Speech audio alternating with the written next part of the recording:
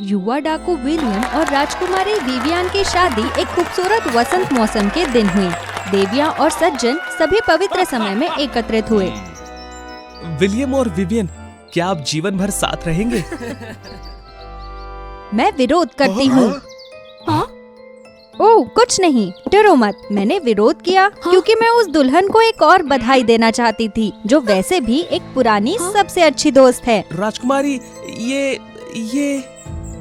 मेरे प्यारे दोस्त, आशा है कि आप दोनों खुश होंगे, बस एक दिन। ओह, मुझे राजकुमारी की चीखें और डांट सुनाई देती है, जिसका चमत्कारी साम्राज्य के इतिहास में सबसे भयानक रूप और साथ ही रवैया है। तो क्या हुआ? ये शब्द मैंने अपने दिल से सीखे हैं।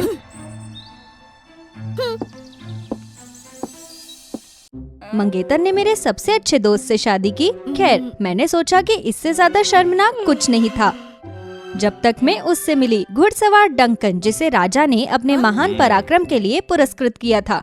सोने चांदी और खजानों के साथ साथ उसे अपने जीवन का वैभव प्राप्त हुआ, और फिर भी वो सभी मेहमानों के सामने मुझे नकारने की हिम्मत करता है। फिर से मैंने अपना उपहास का शोर सुना, जो परित्यक्त था।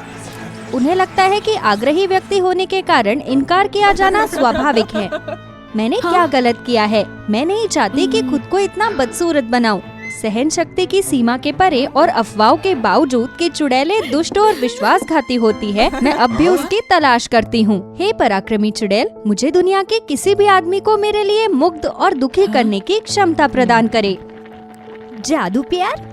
रोमांचक! ये असंभव नहीं है, ये सिर्फ सीमित जादू है।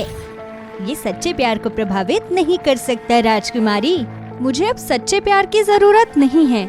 रुको, आपको इसकी आवश्यकता नहीं है। वो अभी या बाद में दिखाई देगा। जब आप उससे मिले तो आपको उसे 14 दिनों के लिए आपसे शादी करने के लिए राजी करना होगा, अन्यथा मुझे पता है क्या पकड़ है।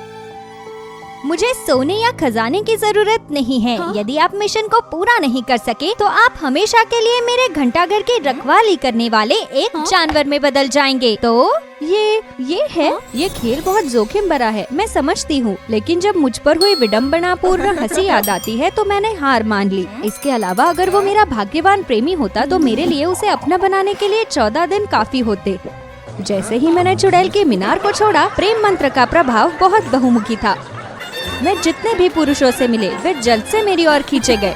पहले तो मुझे बहुत मजा आया, बहुत बुरा। कुछ दिनों बाद मैं उन परेशान करने वाले लोगों से उबने लगी हूँ। हमें वास्तव में बहुत सारे लोगों की जरूरत नहीं है जो हमें खाली मंत्र से प्यार करते हैं, लेकिन कोई हो जो हमें सच्चा प्यार करता हो। और वो दिन भी आता है जिस दिन मैं एकमात्र ऐसे व्यक्ति से मिलती हूँ जो प्रेम मंत्र से अप्रभावित था। आप क्यों? ये पागलपन है। ये मैं क्यों नहीं कर सकता? आखिर कैसे?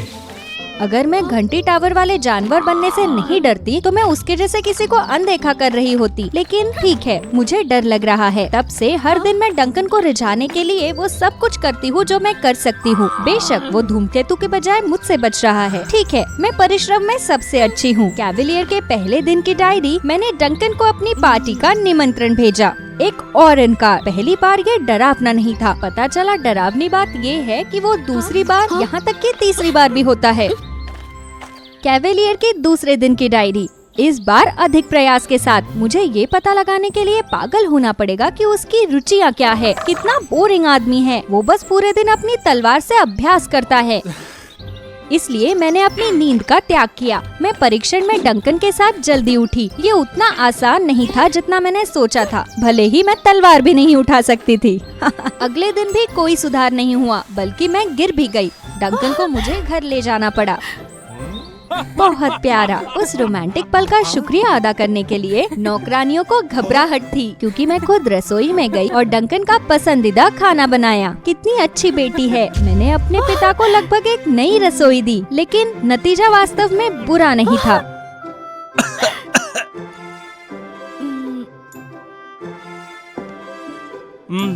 नहीं, ये बुरा नहीं है। मुझे एहसास हुआ कि शुरुआतों में मैं केवल हर काम लापरवाही से कर रही थी। धीरे धीरे मुझे डंकन का पीछा करने में वास्तव में दिलचस्पी होने लगी। ये अजीब है, जब मैंने योजना बनाई मैंने वास्तव में इसमें अपना मन लगाया, यहाँ तक कि ये मेरे लिए कोई कार्य भी नहीं है। अंत में वो मैं थी जिसे उस पर प्यार आ गया। ये 14वें दिन के समाप्ति पर हुआ। मैंने डंकन को अपनी पार्टी में एक बार फिर से पूछने का आखिरी मौका दिया। कुछ मत कहो, बस आने का फैसला करो या नहीं। उस दिन अगर तुम नहीं आए तो मैं पार्टी में किसी और से अपनी सगाई की घोषणा कर दूंगी। यदि आप आते हैं तो मैं आपको कबूल करने के लिए अपना सारा गौरव फेंक दूंगी। पुरुष हमेशा पहले क्यों जाते हैं? इस बार मैं पहल करूंगी। मैं बस चाहती हूँ कि तुम आ जाओ। भगवान, आपने मुझे वो मौका नहीं दिया। मैं पार्टी में इंतजार करती रही, हमेशा की तरह, हमेशा के लिए। जब मेहमान जाने लगे और आधी रात को घड़ी की घंटी बजी, मैं धीरे धीरे एक जानवर में बदल गई और मेरा दिल टूट गया। ये दृश्य देखकर लोग डर गए और भागने लगे। टॉर्च, यहाँ तक कि हथियार का इस्तेमाल करके मुझ पर हमला करने लगे। नहीं, प्लीज, मैं किसी को चोट नहीं पहुँचाऊंगी, प्लीज। जब मैं घबरा गई और चुड़ैल के घंटी टावर में भागी, मैंने डंकन को देखा। उसे देर हो चुकी थी। उसके शरीर पर मारपीट के निशान थे। मैं उससे पूछना चाहती थी कि क्या हुआ और उसने मेरे साथ ऐसा व्यवहार क्यों किया। हालांकि तब तक बहुत देर हो चुकी थी। डंकन मेरा पीछा करता रहा, लेकिन मैंने उसे देखकर विरोध किया।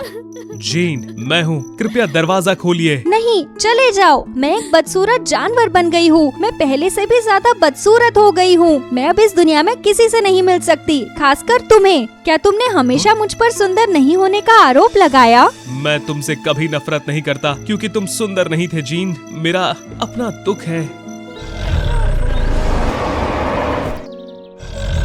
ड्रैगन, घुड़सवार को नुकसान मत पहुंचाओ। मुझे बचाने की वजह से उस लड़की के चेहरे पर काफी जलन हुई, इसीलिए मैंने अपना पूरा जीवन उसकी भरपाई करने की कसम खाई थी, यहाँ तक कि इस जीवन के साथ। लेकिन उस दिन के बाद मुझे उसके बारे में कोई सुराग नहीं मिला। फिर मुझे भी ट्रेन करने और जीतने के लिए जल्दी करनी पड़ी और अब मुझे राजधानी लौटने का मौका मिला है। मैंने आपको लाभार्थी के प्रति मेरी जिम्मेदारी के कारण अस्वीकार कर दिया था, इसलिए नहीं कि आप सुंदर नहीं हैं। उस दिन मैंने बहुत से लोगों के सामने आपको झट से मना कर दिया। मुझे इसका बड़ा पछतावा हुआ।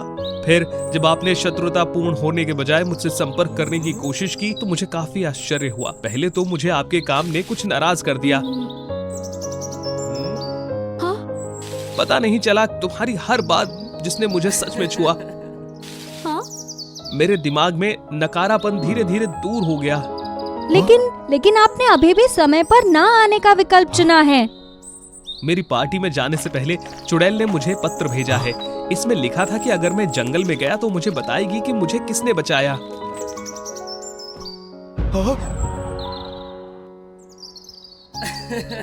मुझे तुमसे प्यार हो गया, इसीलिए मैं अब अपना जीवन अपने परोपकारी के लिए नहीं बिता सकता। हालांकि मैं अभी भी पुराने एहसान को चुकाने के लिए दूसरे तरीके का उपयोग करूंगा।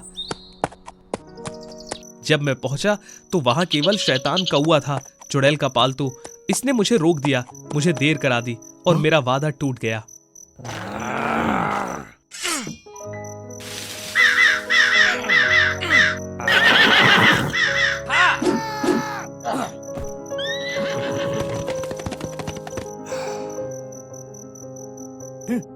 तेज आवाज हुई। डंकन ने दरवाजा तोड़ा और अंदर चला गया। दूर हो जाओ, मैं तुम्हें चोट पहुंचाने वाली हूँ। मैं लगभग पूरी तरह से एक जानवर में बदल गई हूँ। जीन, डरो मत, मैं यहाँ हूँ, मैं कभी नहीं छोड़ूंगा। उसी समय अचानक डायन प्रकट हुई। हेलो डंकन, मेरे पुराने दोस्त, जिसने मेरे उग्र ड्रैगन को खून से नहलाया। उसने मुझे जादू का उपयोग किए बिना आपको नष्ट करने के लिए चाल के पूरे बैग का उपयोग किया। जादू के दर्पण से मुझे पता था कि आप एक दूसरे की नियति है। कितना अद्भुत है कि भगवान ने मेरा समर्थन किया और बेवकूफ राजकुमारी खुद को यहाँ ले आई ताकि मैं कुछ इस तरह आ सकूं। अब देखते हैं आपकी छोटी प्रेमिका क्या कर सकती है। उस समय मुझे ऐसा लग रहा था कि मेरा दिमाग खराब हो गया है। मेरे सिर में चोट लगी है और बहुत दर्द हो रहा है। मेरे दिमाग में वे सभी शब्द थे जिन्होंने मुझे डंकन पर हमला करने के लिए मजबूर किया। नहीं तो मैं दर्द से पागल हो जाऊंगी। मैं अभी भी अपने आप को उसकी ओर भागते हुए देख सकती हूँ, बस कुछ कर नहीं सकती। वो एक अश्वारोही था, इसलिए उसे वापस लड़ना आसान था। लेकिन नहीं, डंकन निश्चित रूप से मुझसे बच रहा था और मुझे चोट न पहुँचाने की कोशिश कर रहा था। मैंने स्पष्ट रूप से देखा कि हाथ ऊपर उठ रहा था, बस इसे कम करने की प्रतीक्षा कर रहा था ताकि हम जिससे प्यार करते हैं उसकी जान ले सके। जीन, मुझे खेद है कि मैंने आपको जल्दी नहीं पहचाना। मुझे तुमसे प्यार है। भगवान ने मेरी पाशविकता को कम कर दिया। डंकन ने मौका पाकर मेरे हाथ से चाकू छीन लिया और चुड़ैल की ओर भागा। जब तक दर्द पूरी तरह से चला गया था, मैं जाग गई और डंकन पहले से ही मेरे साथ था। डंकन, क्या तुम ठीक हो? डायन कहाँ है? ठीक है, मैंने उसे नष्ट कर दिया है।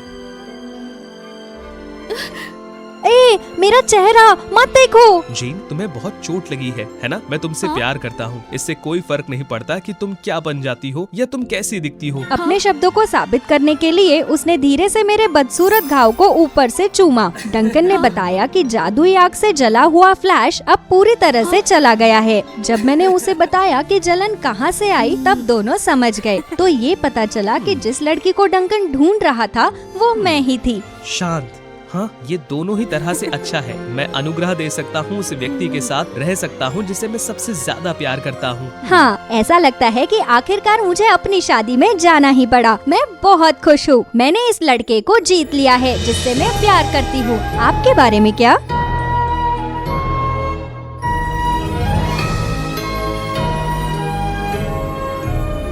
Wow, fairy tales.